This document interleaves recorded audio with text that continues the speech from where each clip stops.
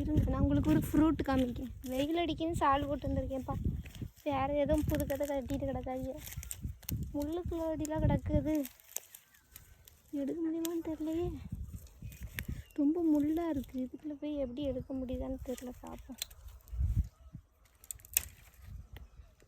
கஷ்டப்பட்டு எடுத்தாது உங்களுக்கு காமிச்சிடுறேன். முள்ளெல்லாம் ரொம்ப ஒத்திக்கிறது.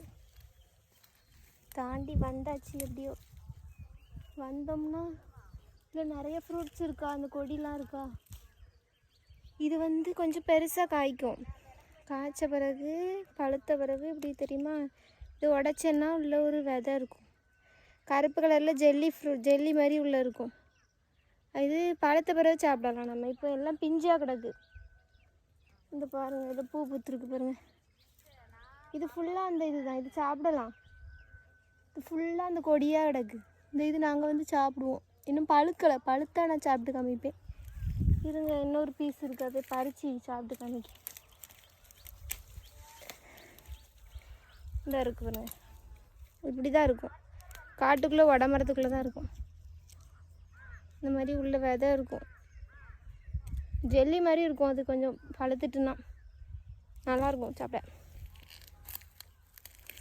சரி, போயிட்டாரு.